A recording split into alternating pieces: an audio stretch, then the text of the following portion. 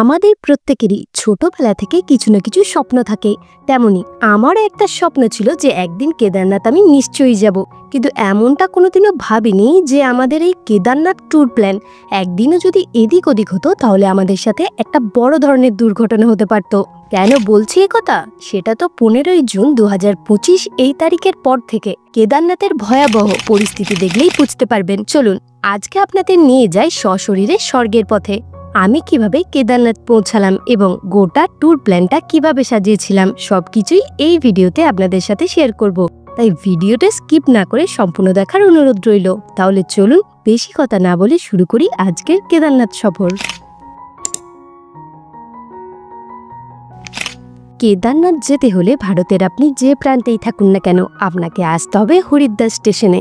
আসানসোল থেকে 24 ঘন্টা 26 minute journey করে আমি পৌঁছালাম হরিদ্বার। এবার এখান থেকে যাব প্রথমে আমাদের হোটেলে। এই যে আমাদের হোটেল নরসিংহ ভবন ধর্মশালা। হোটেলে ব্যাগপত্র রেখে দিয়ে এখন বেরিয়েছে একটু গঙ্গা স্নানে। আসলে এতটা জার্নির পর গঙ্গা স্নান না করলে ঠিক যেন ফ্রেশ ফিল হবে না। কত ভিড় দেখেছেন? দুপুর গড়িয়ে এখন বিকাল 6টা বাজে, তাও স্নান করার ভিড় কিন্তু চেকে সেই আছে।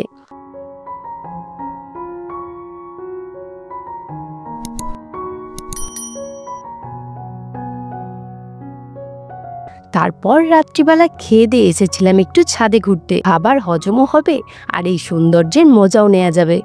সকাল হয়ে গেছে। যে দৃশ্যটা রাত্রের অন্ধকারে মিস করেছিলাম সেটা সকালবেলা হাতে এক কাপ চা নিয়ে বেশ উপভোগ করছি। চলো এবার বেরোবার পালা।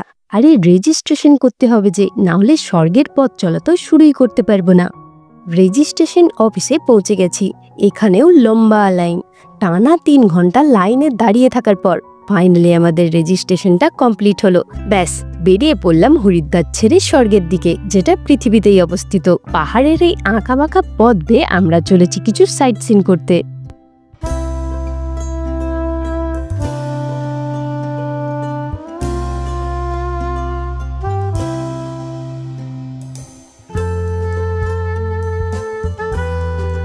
এটা আমাদের ফার্স্ট স্টপেজ। জায়গাটা চিনতে পারছেন? রুদ্রপ্রয়াগ, যেখানে অলকানন্দা এবং মন্দাকিনী নদী একসাথে মিশেছে। আমরা নিচে আর যাইনি, তাই যে নদীটা গাছের পিছনে ঢাকা পড়ে গেছে সে ঢাকাই রয়ে গেল। তবে এই জায়গার সৌন্দর্য আমাকে আর মুখে বলে বোঝাতে হবে না, তোমরা নিজেরাই দেখতে পাচ্ছ।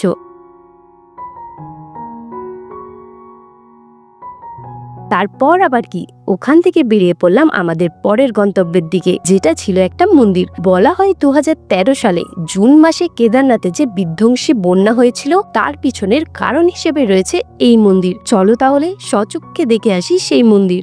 অলকানন্দা নদীর ঠিক মাঝখানে অবস্থিত ধারীমাতার মন্দির। সিঁড়ি বেয়ে প্রায় 2 কিলোমিটার মতো নিচে নামতে হবে। মন্দিরের চারপাশে সবাই বোটিং করছে। মন্দিরের ভিতরে যেহেতু ক্যামেরা এলাও নেই তাই তোমাদের দেখাতে পারছি না, তবে মন্দিরের বাইরের দৃশ্য আমাকে খুবই অবাক করেছে। এত সুন্দর, তাও আবার বাস্তবে। এটা কি করে সম্ভব? আসলে এটাই উত্তরাখণ্ড, এটাই দেবভূমি, আর এখানে সবই সম্ভব। মন্দিরের পাশেই ছিল একটা ঝুলন্ত ব্রিজ, যেটাতে চাপার ইচ্ছা মন্দির থেকে ব্রিজটা দেখা মাত্রই তৈরি হয়েছিল। তারপর ওখানে কিছু ফটো ভিডিও নেবার পর আমরা বেরিয়ে পড়ি হোটেলের দিকে। পরের দিন সকাল। আমরা এখন রয়েছি সোনপ্রয়াগে। আমাদের গাড়ি আমাদের এখানে ড্রপ করে এখন চলে গেছে পার্কিংয়ে। এবার এখান থেকে আমাদের গাড়ি ধরে যেতে হবে গৌরীকুণ্ডে। চলো যাই, গিয়ে লাইনে দাঁড়াই।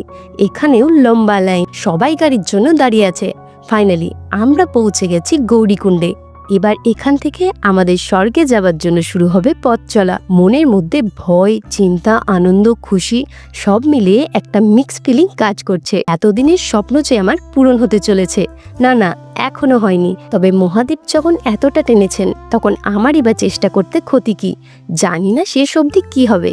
চলো আগে যাই সেই গরম জলের কুণ্ডের কাছে, যেখানে সবাই স্নান করে পথ চলা শুরু করে। এই যে সেই গরম জলের কুণ্ড, অনেকে স্নান করছে তাই ক্লিপটা দিতে পারলাম না। চলো মহাদেবের নাম নিয়ে এবার শুরু করি পথ চলা। ওই যে সামনে দেখা যাচ্ছে কেদারনাথ যাবার গেট। ব্যাস এবার মনের মধ্যে একটু জোর পেলাম যে আমিও পারবো।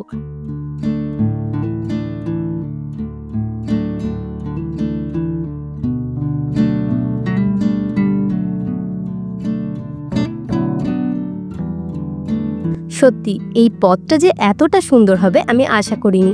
ওই যে দূরে দেখা যায় বরফে ঢাকা পর্বত, আমাদের ওখানেই যেতে হবে। ওখানেই আছেন মহাদেব। পথে দেখতে পেলাম কেউ ঘোড়ার পিঠে তো কেউ পিট্টুতে করে নামছেন আবার উঠছেন। আমরা তো এখনো পায়ে হেঁটেই উঠছি, তবে যদি শরীর সাথ না দেয় তাহলে আমাদেরও হয়তো এভাবেই উঠতে হবে। এখান থেকে আলাদা হচ্ছে তীর্থযাত্রী আর ঘোড়াদের পথ। এই রাস্তাটা তোমরা পাবে ওই 10 কিলোমিটারের পর থেকে, আবার কিছুটা গিয়ে সেই রাস্তা এক হয়ে যাবে।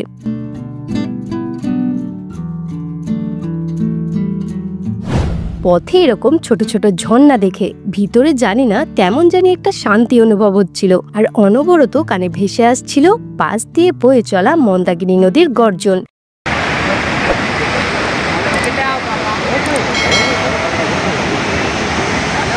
এই যে সেই মন্দাকিনী নদীর ব্রিজ, যেটা দুটো পাহাড়কে যুক্ত করে। আর এর পর থেকেই শুরু হয় আসল খাড়া রাস্তা। দেখেই হয়তো বুঝতে পারছো যে রাস্তাটা কতটা খাড়া। একটু কষ্ট না করলে কি কেষ্ট মেলে? মহাদেব তো আর এমনি এমনি উপরে বসে নেন, তিনিও চান আমরা কষ্ট করে তবেই তার দর্শন করি আর এত সুন্দর সুন্দর দৃশ্যের মজা নিতে পারি। মহাদেব উপরে না থাকলে তো কেউ এই সুন্দর সুন্দর দৃশ্যগুলোও দেখতে পেত না, আর তোমাদেরকেও দেখাতে পারতাম না। তাই যা হয় ভালোর জন্যই হয়। বিকেল এখন 4:40। আমি এখন রয়েছি কেদারনাথের ওপরে।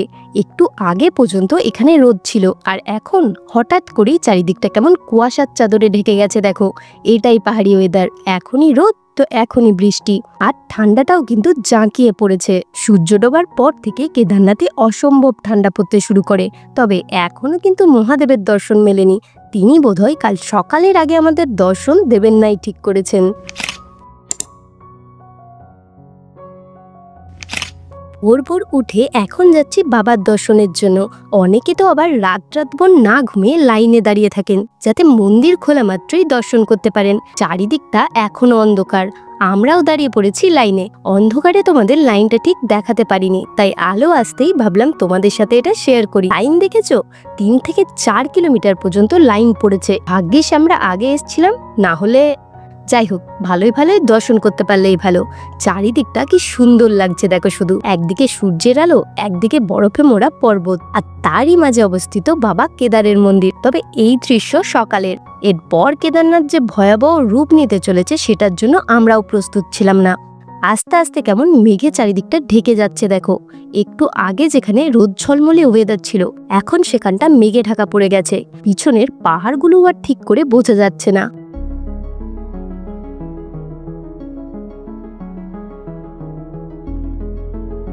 আচমকায় প্রচন্ড পরিমাণে হাওয়া দেওয়া শুরু করে দিল।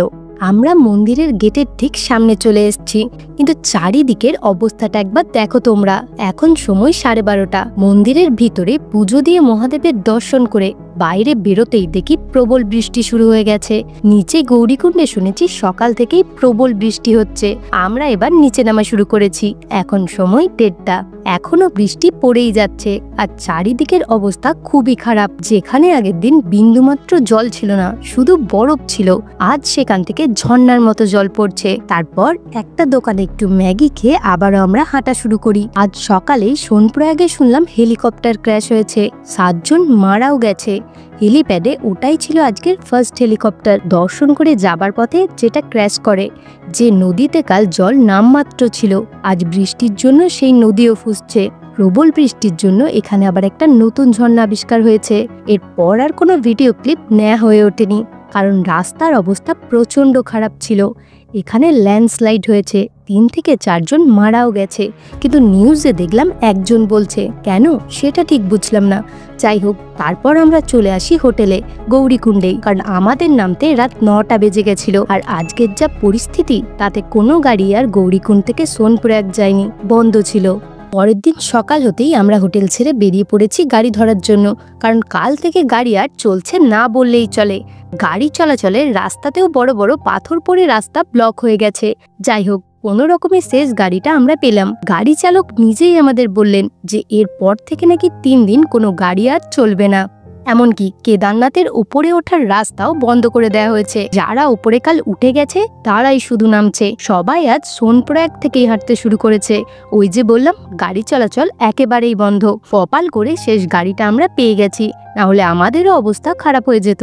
কারণ 2 দিন 22 করে 44 কিলোমিটার হাঁটার পর শরীর আর চলছে না বললেই চলে। আমরা পৌঁছে গেছি সোনপ্রয়াগে। এবার যাব গাড়ির কাছে। এখনো দেখো রাস্তায় কত ভিড়।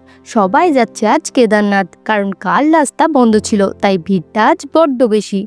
জানি না আদেও যারা যাচ্ছে তাদের উঠতে দেওয়া হবে কিনা, তাও তারা মনের আশা নিয়ে যাচ্ছে। তাদের কি করে বলবো যে কাল আমরা কি দেখে ফিরছি। যদি সত্যি আমি নিজের কেদারনাথ এক্সপিরিয়েন্স তোমাদের সাথে শেয়ার করি, তাহলে একটা কথাই বলবো যে রিলস বা ইউটিউব ভিডিওতে দেখে যতটা সোজা বলে মনে হয়, আসলে কিন্তু এই পথ ততটাও সহজ না। রিলসে ভিডিওতে তোমরা অনেক ট্রিক অ্যান্ড টিপস দেখে আসতে পারো, কিন্তু এখানে এসে বুঝবে সেগুলোর কোনোটারই অ্যাপ্লাই তুমি করতে পারবে না, বা পারলেও তাতে কোনো লাভ হবে না। যেটা সব থেকে বেশি কাজে লাগবে সেটা হলো তোমার মনের জোর আর শরীরের ক্ষমতা আর মহাদেবের প্রতি ভক্তি। আশা করি আমার এই কেদারনাথ জার্নি তোমাদের ভালো লেগেছে। ভিডিওটা যদি তোমাদের একটুও হেল্পফুল বলে মনে হয়, তাহলে অবশ্যই একটা লাইক করে কমেন্টে জয়শ্রী কেদার লিখতে ভুলবে না। আর চ্যানেলটাকেও সাবস্ক্রাইব করে রাখো, কারণ এরপর তোমাদের সাথে শেয়ার করব বদ্রীনাথ ভ্রমণ।